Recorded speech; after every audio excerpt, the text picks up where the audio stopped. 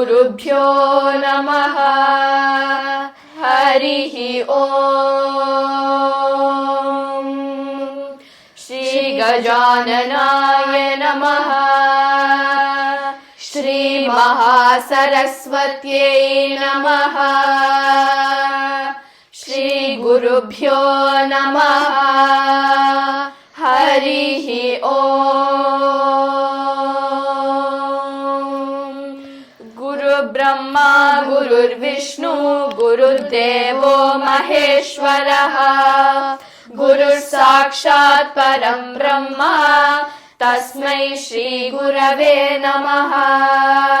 गुरवे सर्वलोकानां भिषजे भवरोगिणां निधये सर्वविद्यानां दक्षिणामूर्तये नमः। श्रुतिस्मृतिपुराणानाम् आलयं करुणालयं नमामि भगवत्पाद शङ्करं लोकशङ्करम्। अपार करुणा सिन्धुं ज्ञानदं शान्तरूपिणम् श्रीचन्द्रशेखर गुरुं प्रणमामि मुदान्वहम्। ध्यान श्लोक।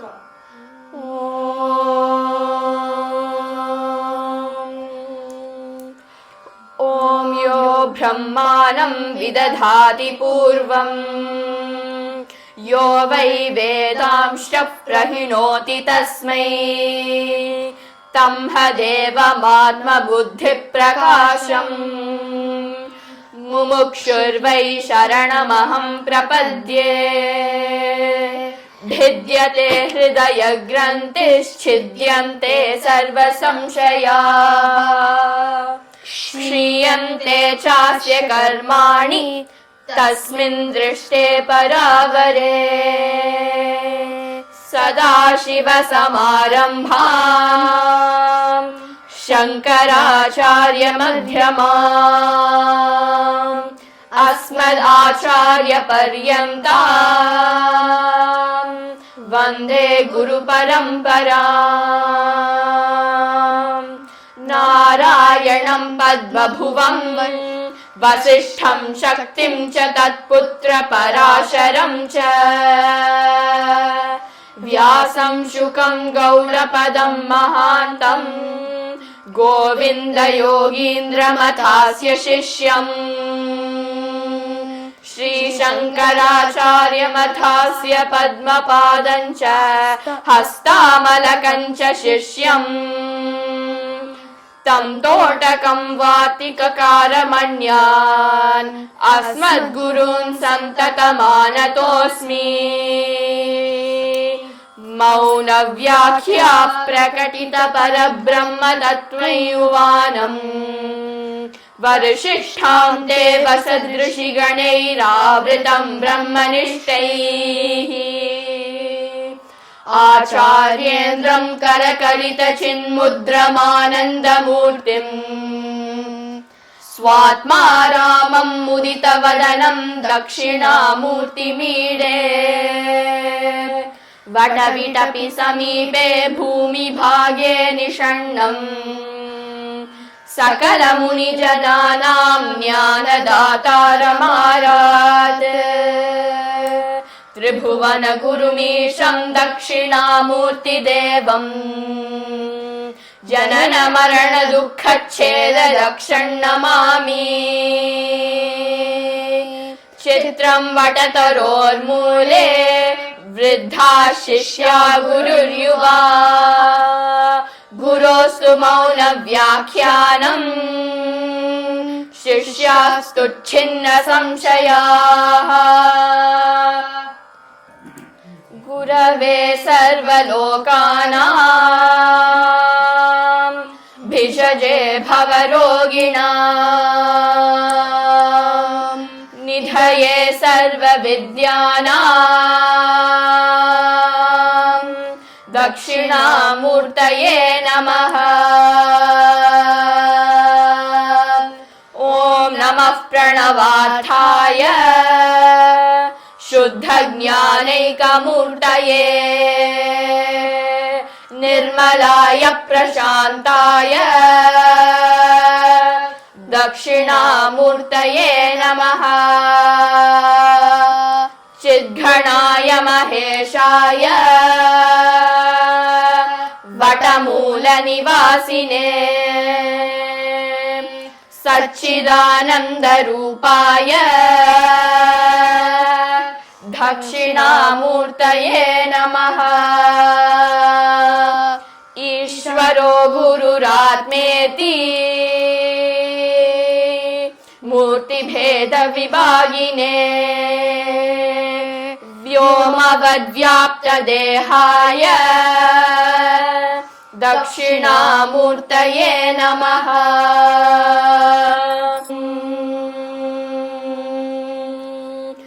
विश्वं दर्पणदृश्यमाननगरी तुल्यं निजान्तर्गतम् पश्यन्नात्मनि मायया बहिरिवोद्भूतै यथा निद्रया यः साक्षात् कुरुते प्रबोधसमये स्वात्मानमेवाद्वयम् तस्मै श्रीगुरुमूर्तये नमः इदम् श्रीदक्षिणामूर्तये। बीजस्यान्तरिवाङ्कुरो जगदिदम् प्रानिर्विकल्पम् पुनः मायाकल्पितदेशकालकलना वैचित्र्यचित्रीकृतम्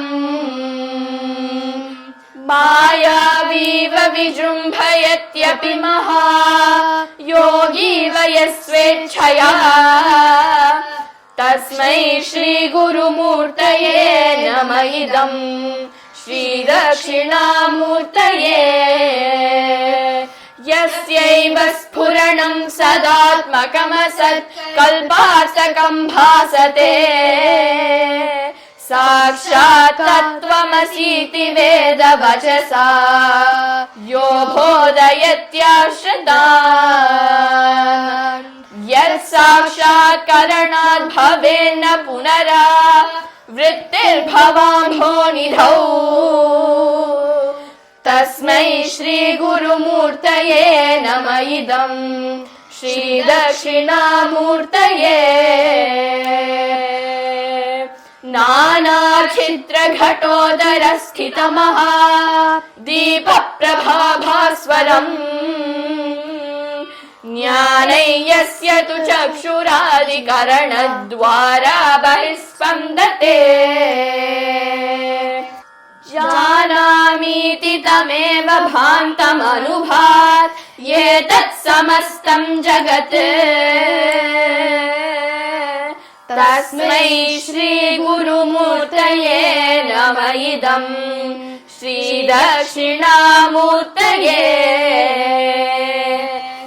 तेऽहं प्राणमपीन्द्रियाण्यपि चलाम् बुद्धिं च शून्यं विदुः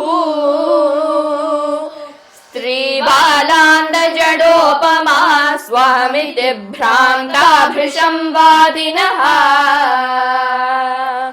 मायाशक्तिविलासकल्पितमहा व्यामोहसंहारिणे तस्मै श्रीगुरुमूर्तये नमः इदम् श्रीदक्षिणामूर्तये। राहुग्रस्तदिवाकरेन्दु सदृशो मायासमाच्छादनात् सन्मात्रः करणोपसंहरणतो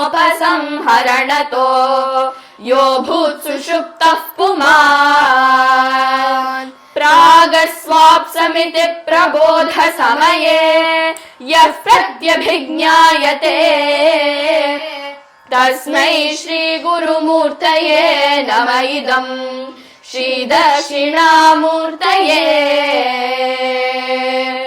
बाल्यादिष्वपि जागदादिषु तथा सर्वास्वस्थास्वपि व्यावृत्ता स्वनुवर्तमानमहमित्यन्तः स्फुरन्तं सदा स्वात्मानं प्रकटीकरोति भजताम् यो मुद्रया भद्रया तस्मै श्री गुरुमूर्तये नम इदम् श्री दक्षिणामूर्तये विश्वं पश्यति कार्य कारणतया स्वस्वामी सम्बन्धतः शिष्याचार्यतया तथैव पितृपुत्राद्यात्मना भेदतः स्वप्ने जागृति वाय एष पुरुषो माया परिभ्रामितः तस्मै श्री गुरुमूर्तये नम इदम् श्री दक्षिणामूर्तये भूरम्भांस्य नलो नीलोऽम्बरमहर्नाथो हिमांशुः पुमान् इत्याभाति चराचरात्मकमिदम् यस्यैव मूर्त्यष्टकम् नान्यत् किञ्चन विद्यते विमृशता यस्मात् परस्मात् विभो तस्मै श्री गुरुमूर्तये नम इदम् श्री दक्षिणामूर्तये सर्वात्मत्वमिति स्फुटीकृतमिदम् यस्मादमुष्मिन् स्तवे तेनास्य श्रवणात् तदर्थमननात् ध्यानात् च सङ्कीर्तनात् सर्वात्मत्वमहाविभूति सहितम् स्यादीश्वरत्वं स्वतः सिद्ध्येतत् पुनरष्टधा परिणतम् चैश्वर्यमव्याहतम् सिद्ध्येतत् पुनरष्टधा परिणतम् ऐश्वर्यमव्याहतम्